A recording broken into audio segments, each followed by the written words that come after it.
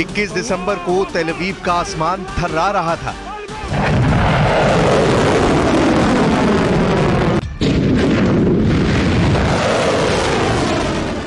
इक्कीस दिसंबर को इजराइल का खौफ देखिए। यमन से हुआ ये मिसाइल हमला देखिए।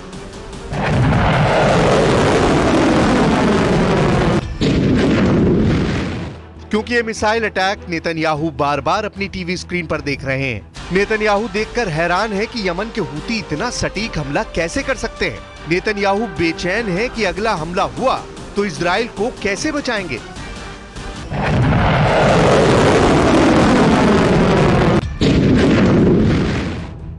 क्योंकि 21 दिसंबर को यमन के हूती ने तेल अवीव पर जिस मिसाइल से हमला किया, उसके आगे इजराइल का वर्ल्ड फेमस मिसाइल डिफेंस पूरी तरह फेल हो गया।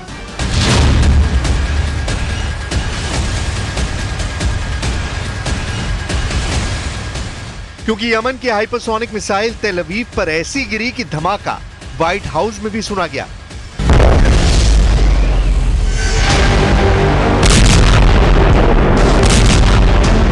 वो इसलिए क्योंकि इजराइल का नया डर 21 दिसंबर नहीं, अब 13 अप्रैल और 1 अक्टूबर वाला अटैक बनने जा रहा है।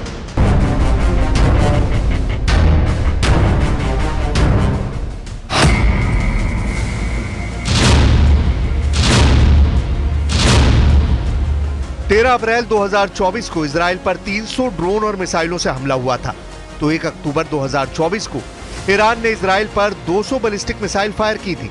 अमेरिका और इजराइल का नया डर यह है कि 13 अप्रैल को इजराइल का एयर डिफेंस जूझता हुआ नजर आया। 1 अक्टूबर को इजराइल का एयर डिफेंस पूरी तरह फेल हो गया और अब 21 दिसंबर को जब यमन से सिर्फ एक मिसाइल फायर हुई, उसे भी इजराइल नहीं रोक पाया।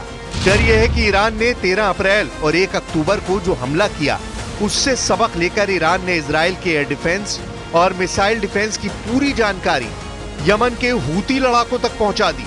यही वजह है कि जब यमन ने 21 दिसंबर वाला मिसाइल अटैक किया तो इजराइल का मिसाइल कवच यमन के हमले के आगे नाकाम हो गया। अब नेतन्याहू का नया खौफ यह है कि अगर यमन की एक मिसाइल को रोकने में इजराइल नाकाम रहा तो ईरान अगर फिर से 200 मिसाइलों से हमला करेगा तो इजराइल कैसे बचेगा।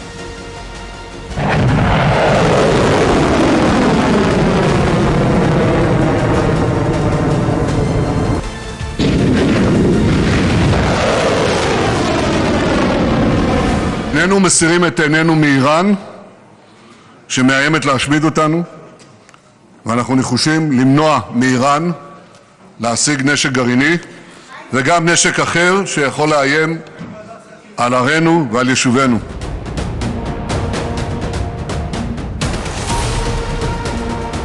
नेतन्याहू ईरान की मिसाइल टेक्नोलॉजी को लेकर इसलिए तनाव में है क्योंकि यमन से जो मिसाइल फायर की गई उसे रोकने में अमेरिका से मिला थार्ड सिस्टम भी फेल हो गया। थार्ड सिस्टम अमेरिका का सबसे अचूक और दुश्मन के हर वार को रोकने की सबसे बड़ी गारंटी माना जाता है। अमेरिका ने यह सिस्टम दुनिया के उन कोनों में तैनात किया हुआ है जहां उसे सबसे ज्यादा खतरा नजर आता है। इसलिए जब यमन की मिसाइल के आगे थार्ड फेल हो गया, यानी थार्ड भी इजराइल को नहीं बचा पाया, जब इजराइल का अपना arrow missile defence system fail हो गया, जब इजराइल का David sling air defence system नाकाम हो गया और जब इजराइल का मिस्टर भरोसेमंद आयरन डोम भी नाक रगड़ता हुआ नजर आया।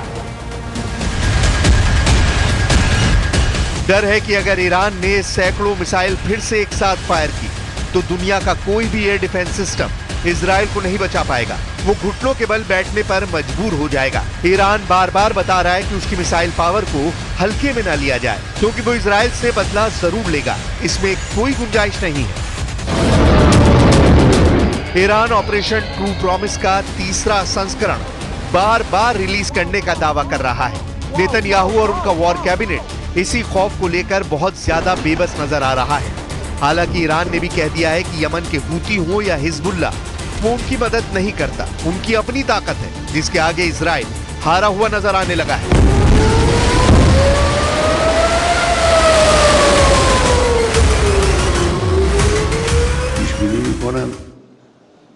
این حادثه سربرآوردن یه مجموعه شرافتمند قوی در سوریه هم اتفاق خواهد افتاد.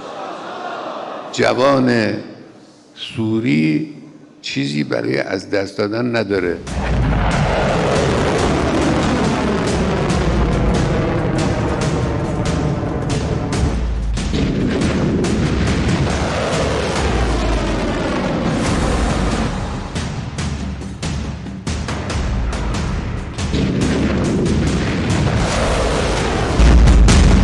इसमें कोई शक नहीं कि अब तक इजराइल के एरो और आयरन डोम दुनिया में मशहूर हुए हैं। ये इजराइल की बहुत ही सटीक एयर डिफेंस सिस्टम माने जाते हैं। आयरन डोम ने अब तक हमास की तरफ से दागे हुए हजारों रॉकेटों को मार गिराया है, लेकिन उसके सामने अब बड़ी मिसाइलों का चैलेंज है, जो ईरान के पास भी है और यमन के हूती लड़ाकों के पास भी। जब से 21 दिसंबर वाले हमले ने इजराइल की मिसाइल डिफेंस को पंचर किया है, ईरान का हौसला भी बढ़ा है और यमन का जोश भी। दोनों के पास बैलिस्टिक मिसाइल है जो इजराइल को अपनी रेंज में रखती है।